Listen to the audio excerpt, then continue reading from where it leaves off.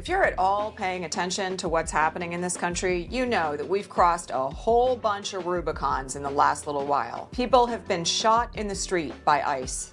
Trans people are being targeted and persecuted. Protesters are being investigated and in some instances hunted down. And immigrants living in this country, they've got near zero safety when it comes to the focus of this government. So no, this isn't a vibes are tense kind of moment. This is an emergency. And if you've felt frozen or furious or like you're constantly carrying a grief that you can't quite name, that makes sense. And if you're anything like the people that we work with inside the Ripple Effect Institute, you may find yourself asking one really important question right now. What is the one thing that I can do that will actually help to keep people safe? Here it is: build community power.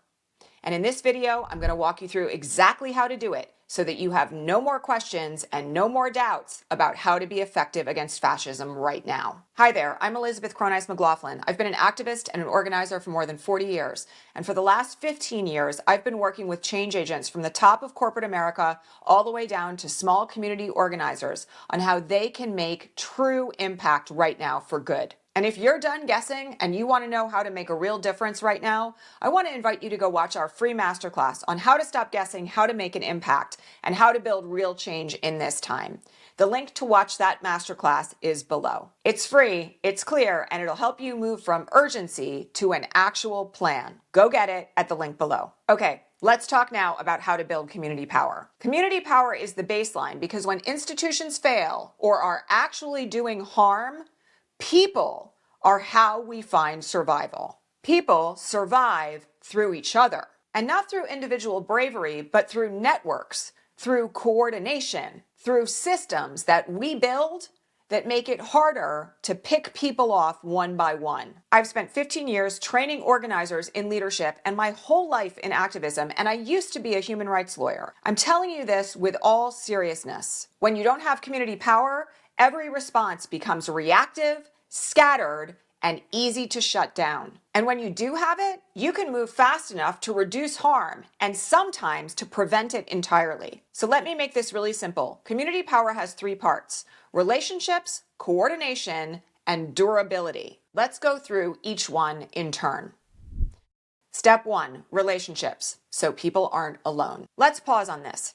When someone is directly targeted, the first question you shouldn't be asking is, what am I going to say about this on social media? The first question that you should be asking is, who can I call right now who can help? You need to know the answers to certain critical questions, like who will pick up the phone when you call them? Who will show up in an emergency to help a neighbor in need? Who will witness what is happening on a street? Who will document the harm? Who will drive someone to safety? Who will sit with someone so that they're not alone? This isn't about theory. This is about actual survival. So your first step, if you want to fight fascism and build community power, is to stop being isolated. That means you have to pick one real place to plug in. One local group, one mutual aid effort, one immigrant defense coalition, one trans rights organization. And then you have to show up, and show up consistently so that people know your name and that you can be relied on. And if you don't have that yet, if there's no organization in your own community that's already doing work on an area that you care about, I want you to start small. Pick 3 to 5 people that you trust, set one standing weekly check-in, and have one baseline agreement that if people in your own community are being harmed, you are going to take one specific action to help. That is how community power starts. And let me just give you one real world example here. We have one client inside the Ripple Effect Institute who was very concerned about his food insecure neighbors. And rather than looking around or waiting for someone else to fix the problem, he did something unique. He started a community garden. And when he started that one community garden, he invited a handful of people to come on board and plant some seeds into the ground. Fast forward 18 months later, that one community garden project has grown to 5, and they're now feeding hundreds of people a week with the produce that they are growing in their 5 community gardens. That is what real community power looks like in practice. And by the way, if you're listening to this and thinking, I feel the urgency to do something, but I don't know where to start and I don't want to waste my time, I'm going to remind you that we have this free masterclass available at the link below on how to stop guessing how to make a difference. It'll help you choose a concrete path so that you're not spinning and you know exactly how you can help. Go get it at the link below. Step 2, coordination so you can move fast. Now, I want to get real about something. Relationships are not enough if there is no coordination, because the harm that we're living through under a fascist regime, it moves fast. So coordination is where you have to get practical. This is where you set up simple, clear systems like, for instance, a signal chat for rapid response to ICE raids, or a phone tree to support immigrant neighbors who maybe are afraid to leave the house, a shared document that identifies roles within your mutual aid network, or a simple plan that says, if ICE is spotted in our neighborhood, here's what we do. Here's who verifies, here's who communicates, here's who supports families, here's who contacts legal aid. And I want you to hear this part.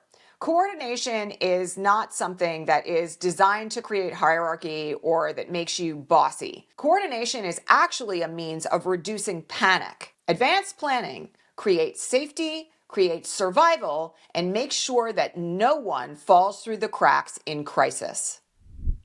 Step 3, durability, so it doesn't collapse when people burn out. And lastly, the third step to building community power is durability. Because if your effort to save and protect lives and to fight back against fascism depends on everyone being activated all the time, it will eventually break. And when it breaks, people who are marginalized get left without any support. So here's what durability looks like. It looks like rotating roles, allowing people in charge of an effort to take breaks when they need to. It also looks like training new people who want to get involved, documenting what works in your efforts to fight back, building realistic schedules for people, and also ongoing efforts to create funding and support so that people can keep going. Let me say it plainly. The most effective community power building against fascism does require for people to be able to take breaks, because the goal here is to build something